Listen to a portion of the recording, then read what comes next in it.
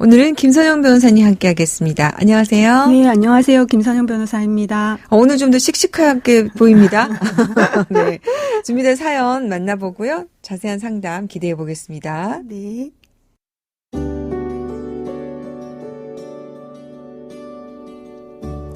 아내가 바람이 났습니다. 연락 두절에 외박까지 휴대전화를 뒤졌더니 만나는 남자가 있었습니다.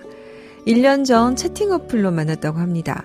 저는 바로 상간남 소송을 했습니다. 그런데 그 남자가 상간남 소송 소장을 받은 이후에 제게 연락을 해왔습니다.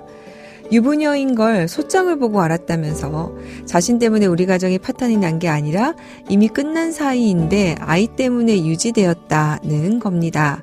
그러면서 폭력 사진을 이야기합니다. 사실 아내에게 폭력을 행사한 적이 있습니다. 아내는 집요하게 같은 말을 반복하면서 잔소리를 하는 경향이 있습니다. 부부싸움을 크게 한 적이 있는데 그때 물건을 부수고 아내를 때렸고 이웃의 신고로 경찰까지 왔습니다. 아마 그때의 사진 같습니다. 그리고 아내가 싸우면서 저를 때리고 밀쳐서 따귀를 때린 적이 2번 정도. 이게 전부입니다. 변명으로 들릴 수도 있겠죠. 저도 후회합니다.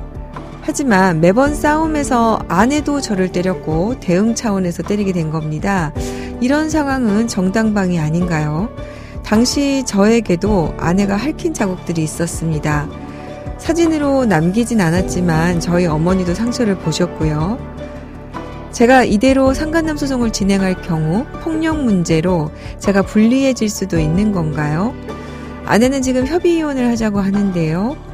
아내도 아이들도 모두 빼앗기는 것은 아닌지 정말 어떻게 할지 모르겠습니다.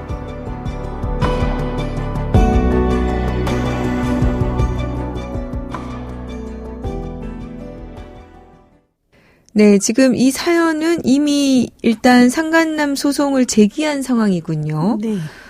그런데 이분이 지금 아내를 폭행한 일도 있는 상황인데 일단 폭행 부분을 좀 먼저 짚어볼까요? 네. 지금 질문이 아내도 자신을 때리고 핥힌 부분이 있으니 정당방위가 아니냐 이렇게 질문을 하셨습니다. 이 부분은 어떨까요? 네, 형법에서 정당방위에 대해서 상당히 엄격하게 정하고 있는데요. 제21조가 현재 부당한 침해로부터 자기 또는 타인의 법익을 방해하기 위해서 한 행위는 상당한 이유가 있는 경우에 한해서 벌하지 않는다고 명시를 하고 있습니다. 그래서 이제 정당방위란 이유로 처벌을 면할 수 있기 위해서는 첫째, 현재 부당한 침해가 있어야 하고요. 둘째, 자기 또는 타인의 법익을 방어하기 위한 것으로 목적 자체가 상대방을 공격하기 위한 것이 아니라 방어를 위한 것이어야 하고 셋째, 침해에 대한 방위가 사회상규에 비추어서 상당한 정도를 초과하지 않고 당연시되는 경우라야 한다고 보고 있습니다. 그래서, 그래요? 네. 그래서 이제 통상적으로 쌍방 폭행의 경우에는 단순히 방어를 위한 것이 아니라거나 폭행 현장을 벗어나는 등 다른 수단이 있었다거나 반격 정도가 경미하지 않다는 이유로, 즉 상당성이 없다는 이유로 정당방위가 인정되지 않는 경우가 일반적이긴 합니다. 그래서 우리 사연은 보면 어떨까요? 네, 그래서 사연자의 경우를 살펴보면 아내가 때려서 대응 차원에서 이제 때렸다고 하시는데요. 그러한 경우에 이제 가격해오는 공격을 그냥 막을 수도 있다고 볼 수도 있고요. 그리고 이제 대응 차원이라는 것이 순수한 방어를 위한 것이라고 이제 볼 수 없는 경우가 많기 때문에 네. 정당방위라는 이유로 처벌을 면하시기는 어려울 수도 있을 것 같습니다. 지금 이제 상간남 소장을 받은 쪽에서 이런 얘기를 하고 있어요. 첫 번째는 이제 소장을 보고 아내가 유부녀인 것을 알았다는 네. 부분이고요. 네. 그다음에 이제 이미 끝난 사이다라고 이렇게 지금 얘기를 하고 있는데 네. 우선 첫 번째부터 짚어볼까요? 네. 어떤가요? 제3자의 경우에 이제 배우자 있음을 알고 부정행위를 해서 부부 공동생활 유지를 방해함으로써 권리를 침해한 경우에 불법행위 책임이 성립하기 때문에요. 네. 실제로 이제 소송을 하는 경우에 유부녀나 유부남인지 몰랐다라고 하는 경우가 종종 있습니다. 그래서 이제 부정행위를 원인으로 제3자에 대해서 손해배상을 구하는 경우에 소위 상간남, 상간녀로 지정된 자가 배우자 있음을 알았다는 점에 대해서는 원칙적으로 이제 손해배상을 청구하는 쪽에서 입증할 책임이 있기는 하지만 통상적으로 만남이 오래 지속되는 경우에 그 배우자가 있다는 사실을 모를 수가 없고 그리고 주변 지인을 통해서 그리고 상호 주고받은 문자 등을 통해서 배우자가 있는지 아님을 안 사실을 충분히 입증을 할 수 있다고 하겠습니다. 그리고 네. 사연의 경우에도 그 제3자가 이제 사연자의 아내가 유부녀인 사실을 몰랐다고 하면서 소송에서 남편의 폭력이 있었는데 아이들 때문에 유지되었다. 라고 하면서 심지어 이제 사연자의 아내가 제공할 수밖에 없는 사진을 제공을 하면서 부부간의 일에 대해서 언급을 하고 있습니다. 그래서 그 사실만 보더라도 그 주장 자체로 배우자 있음을 몰랐다는 주장과는 모순되는 측면이 있어서요. 그 상간남이 사연자가 아내로부터 사연자가 폭행을 했다라고 주장하는 것 자체가 배우자 있음을 알았다는 것을 자인하는 결과가 된다고 하겠습니다. 근데 이제 그렇게도 볼 수가 있지만 네. 사실 이제 보통은 이제 이 소장을 받으면 네. 아무래도 이제 그 사람에게 물어보게 될 것이고 네. 당신이 유부녀냐.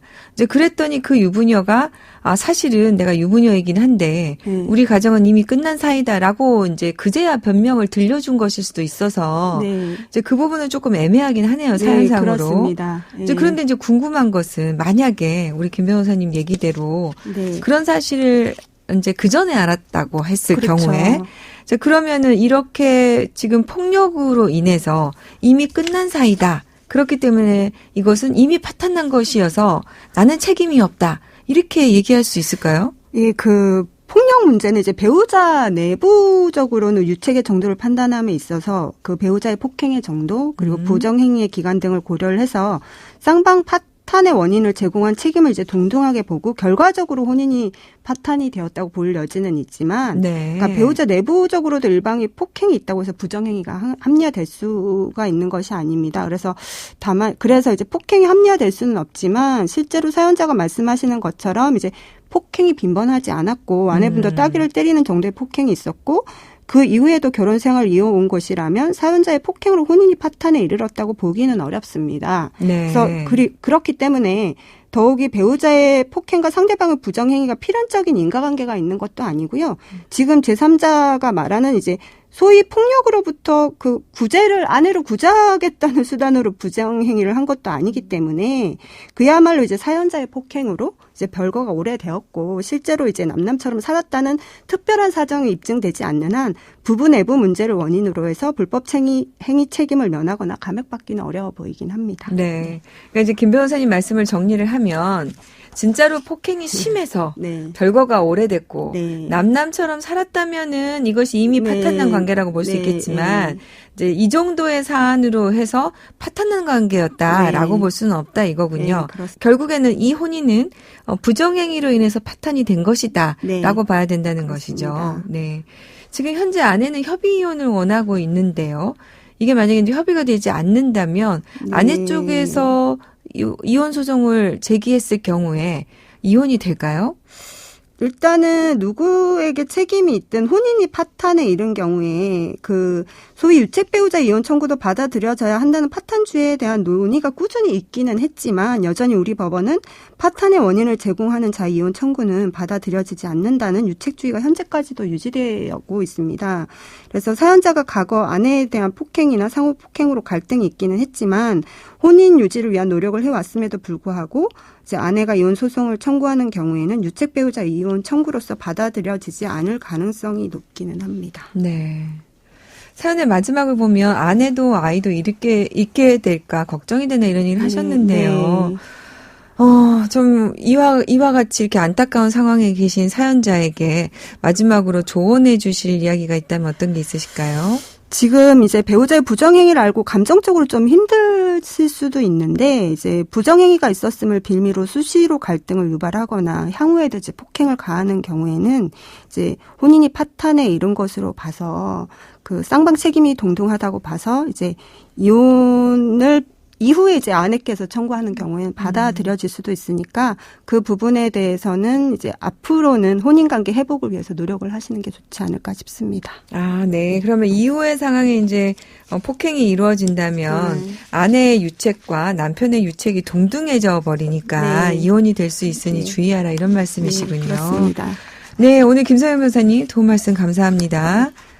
양소영 변호사의 상담소 양담소는 내일 또 문을 엽니다. 끝곡 데프트 펑크의 Something About Us 들려드릴게요.